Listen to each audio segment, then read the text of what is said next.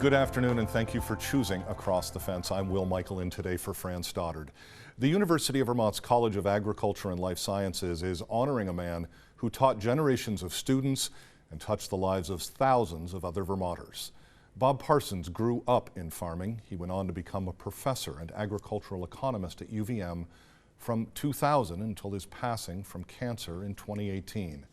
In addition to his teaching, Bob worked in areas of farm management, particularly finances. Across Vermont and New England, he worked with thousands of families on issues related to family farm succession and farm transfers. He was knowledgeable and very passionate about his work and a proud supporter of agriculture and families. UVM's College of Agriculture is now establishing a scholarship fund in Bob's name. The Robert L. Parsons Fund for Professional Development in Production Agriculture was started earlier this month by a colleague who offered to get a buzz cut. All right, here we go. My last buzz cut to this level would have been in maybe 1997 or 98, so 21, 22 years. I like it. Yeah. So it's going to be closed? Oh, yeah.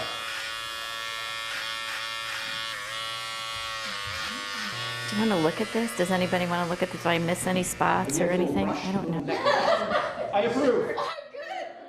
Feels great. It's a nice load off of my head and off my mind, and yeah, it was a great way to raise some awareness and you know, kind of pay a little bit of tribute to a dear friend of Cal's and UVM Extension.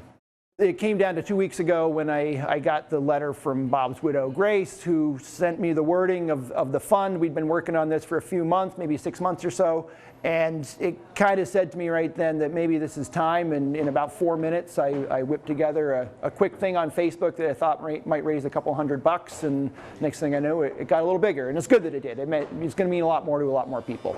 Agriculture means, you know, the world to me, meant the world to Bob, it means the world to the college. And this is really something that I think is going to go a long way. And it's just so great that people could come out and raise so much money for it. The money that we raise today will help to endow the scholarship so that it can last for longer, and the money will be specifically earmarked and dedicated for students who are interested in going into farming. And so we're very excited about that because, of course, we do have a number of students every year that really want to go and work on a farm, in the field. Bob was very committed to that. He worked for a number of years in the 2+2 program here at UVM, where students go to VTC for 2 years and then come to UVM to finish their bachelor's degree. And it's a strong dairy management program, but we're interested in students who want to be farmers in any capacity. The Buzz Cut event earlier this month raised more than $5,000 for the Parsons Fund, and that effort is ongoing. Joining me now is the man whose head is a little lighter thanks to the Buzz Cut. This is Dr. Terry Bradshaw, who's the director of the university's Horticulture Research and Education Center, which is part of the College of Agriculture and Life Sciences. You're also a former student of Dr. Parsons, and the two of you became longtime friends. Thank you very much for coming in. This is meaningful to both of us, particularly to you. You guys did a lot together. Yeah, thanks. Bob was a special guy to a lot of people, both in UVM and across the farming community. He's one of the few, I think, that because of the way that Extension is structured, there's not a lot of people who have a lot of contact with both students and with farmers. And so he's one of those folks. You know, I grew up on a dairy farm. When my folks heard about this, my dad, we sold the cows in 2003, 4, and Dad said, I remember that guy. Of course, it was 15 years ago, and it was pretty soon after Bob had come in, but he got to very quickly be known across the farming landscape in Vermont. I don't know that it surprised me, but I met him as a University of Vermont professor, and I was a little surprised to learn that reputation goes well beyond Vermont's borders, especially on the farm financial piece. It was so important to him. Yeah, and it's a critical role, especially as agriculture is changing now. Farmers are getting older. We're really trying to figure out how to transition a lot of farm and a lot of farm land and farm businesses into new hands. And he was just so passionate about it. It was, you know, I would say it was the main thing that he covered. You know, we covered a lot of things as an ag economist, but this was sort of his main passion.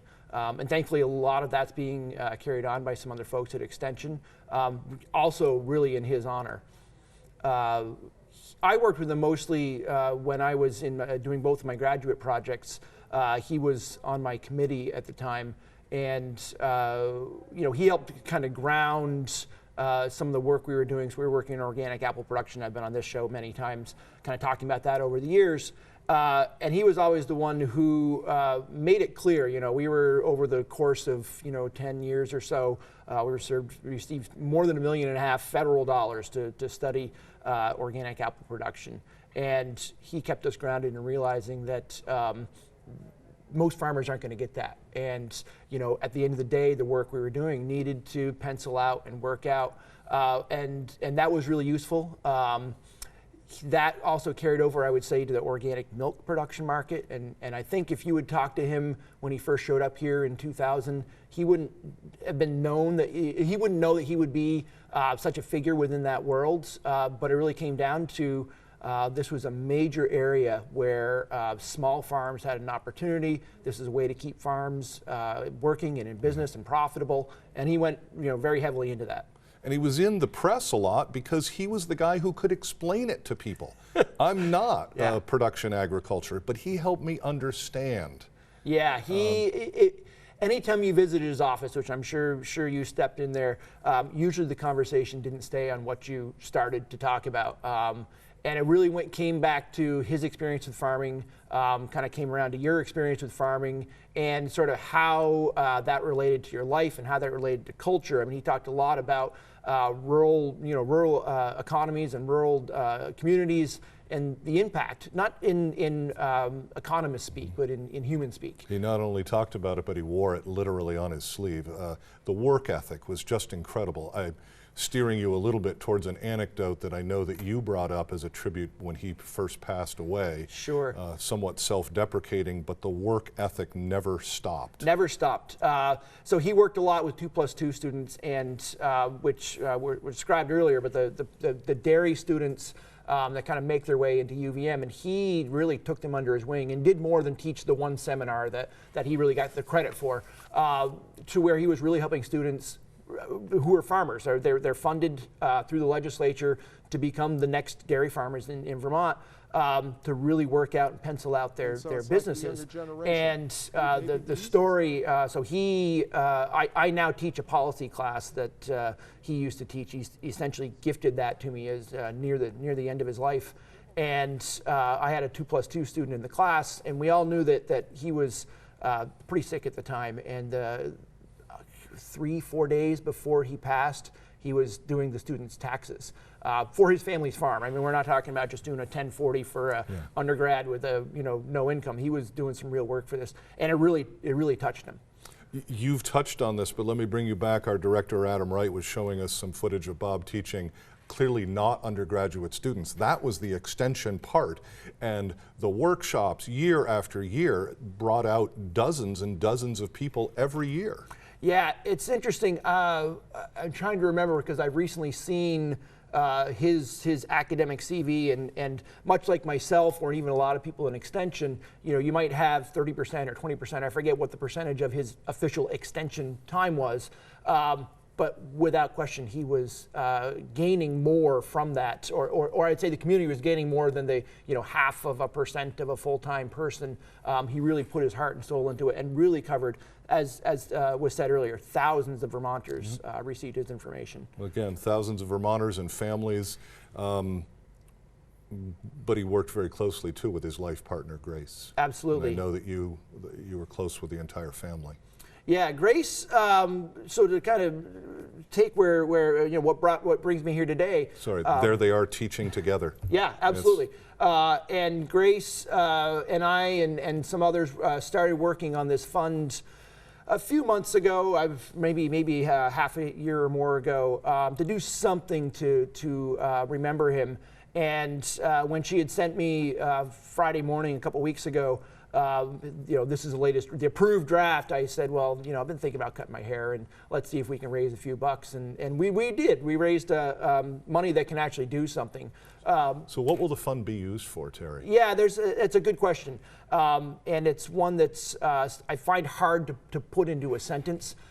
It's really designed to try to promote the values and the work that Bob really carried. And a lot of the issue that he's had and I've had, and I think everyone who's worked with both farmers and sort of within this system, is it's hard to bring in experienced people. There isn't a fund to say bring a farmer to address, as a guest lecturer to students, or to send students to a workshop on farm management or financial management.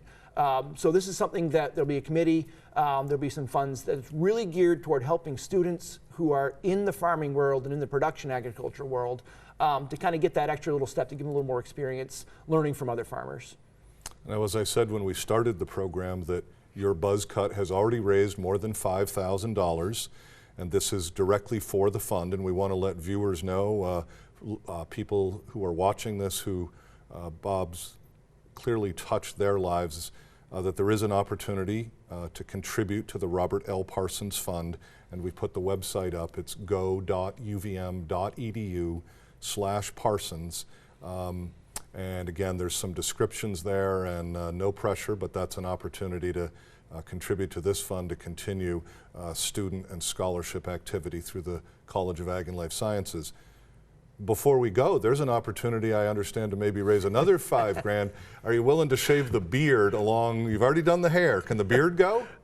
The beard can grow back fast, so another $5,000. We'll see about that. Okay, so you're saying here, for the record, raise another $5,000, we can take the beard off, and Dr. Sure. Gene Harvey can do the honors once again.